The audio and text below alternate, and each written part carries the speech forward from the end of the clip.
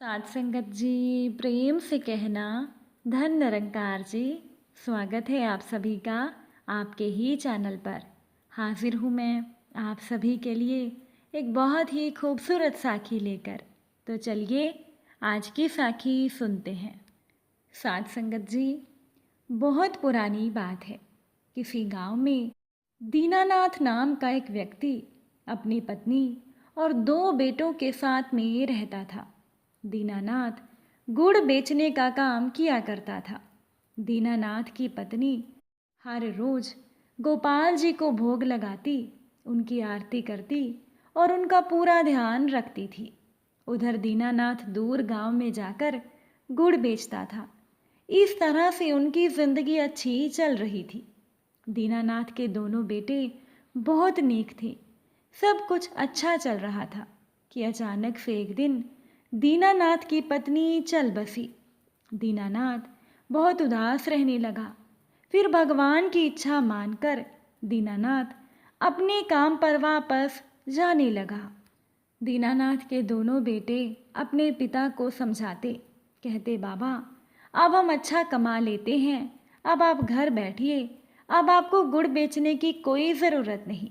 लेकिन दीनानाथ नहीं माना। दीनानाथ की पत्नी हर रोज गोपाल जी को भोग लगाती थी, लेकिन दीनानाथ को तो भोग लगाना आता ही नहीं था। लेकिन वो थोड़ा सा गुड़ ठाकुर जी के आगे रख देता था। अब ठाकुर जी तो ठहरे मीठे के शौकीन। ठाकुर जी को गुड़ खाने का शौक हो गया। अब तो रोज काम पर जाने से पहले दीनानाथ ठाकुर जी के आगे थोड़ा सा गुड़ भोग लगा कर जाता था। एक दिन दीनानाथ के दोनों बेटों ने कहा कि बाबा हमें इस घर की मरम्मत करवानी है, इसीलिए थोड़ा सा सामान इधर उधर करना पड़ेगा। दीनानाथ बोला, ठीक है। दीनानाथ ने गोपाल जी को भी अलमारी में रख दिया। अब घर की मरम्मत का काम शुरू हो गया और दीनानाथ को गोपाल जी को भोग लगाना याद नहीं रहता था। दीनानाथ रोज की तरह गांव में गुड़ बेचने गया। रास्ते में थोड़ा सा विश्राम करने के लिए वो एक पेड़ के नीचे बैठ गया। ठंडी ठंडी हवा चल रही थी कि तभी दीनानाथ की आंख लग गई। उसे लगा कि कोई उसे उठा रहा है और कह रहा है कि बाबा क्या आज मुझे गुड़ नहीं दोगे। अब दीनानाथ ने 1-2 बार इस आवाज़ को अनसुना कर दिया। उसे लगा कि शायद ये मेरा कोई सपना है।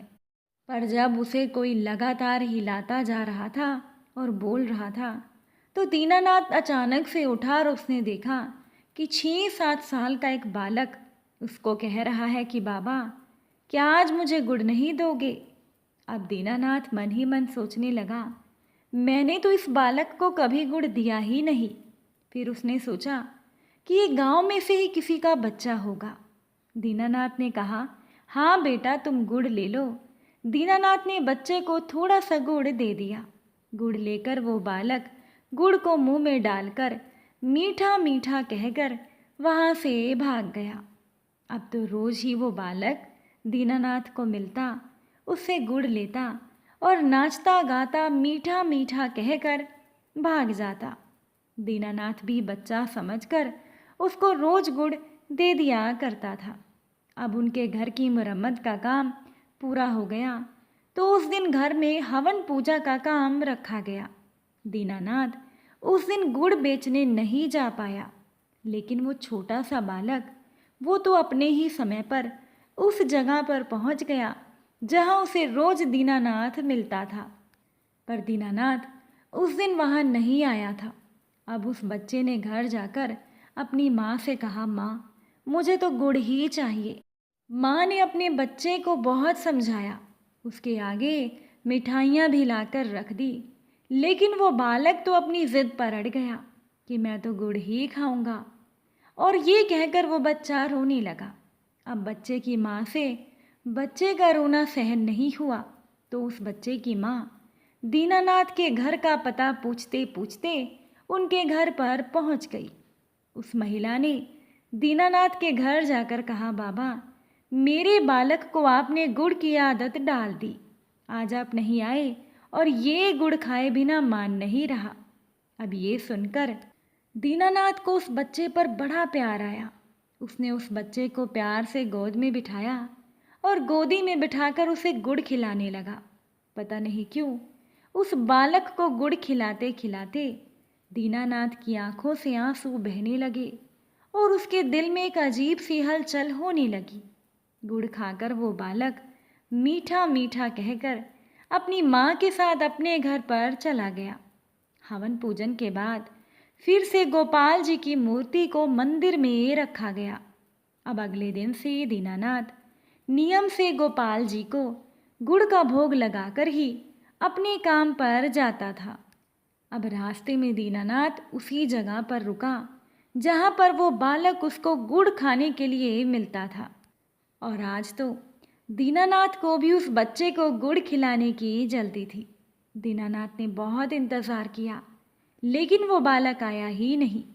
ऐसे ही जब 3-4 दिन बीत गए तो दीनानाथ का मन बहुत बेचैन हो गया। उसने सोचा कि कहीं वो बालक बीमार तो नहीं। उसने उनके गांव में जाकर जब सभी को उस बालक के बारे में पूछा तो सभी ने कहा ऐसा तो यहाँ कोई भी बालक नहीं रहता। तब दीनानाथ हैरान और परेशान होकर अपने घर पर पहुँच गया। घर पहुँचकर जब वो मंदिर के आगे बैठा और उसने गोपाल जी को देखा तो दीनानाथ ने देखा कि गोपाल जी मंद मंद मुस्कुरा रहे थे, जैसे वो कह रहे हों कि बाबा मैं ही वो बालक हूँ। दीनानाथ का माथा ठनका। वो सोचने लगा ये तो साक्षात गोपाल जी ही, साक्षात ठाकुर जी ही मुझसे गुड़ खाने के लिए आते थे। वो कहने लगा कि गोपाल जी, हे ईश्वर आप धन्य हो। अब भगवान की ओर देखकर दीनानाथ की आंखों से अश्रुधारा बहने लगी। साध संगत जी, ये है एक भक्त का अपने भगवान के साथ सच्चा प्रेम। जब कोई भक्त मन के सच्चे भावों से ईश्वर को याद करता है, ईश्वर से प्यार करता है, तो ईश्वर भी अपने भक्त से मिलने को बेचैन हो जाते हैं और कोई ना कोई रूप बनाकर अपने भक्त से ज़रूर मिलते हैं। आज की ये साखी आपको कैसी लगी कमेंट ज़रूर करिएगा। अगर आप इस चैनल पर नए हैं तो चैनल को भी सब्सक्राइब कीजिएगा। आप सभी से फिर मुलाकात होगी एक नई साखी के साथ। साथ संगत जी प्यार से कहना, धन निरंकार जी।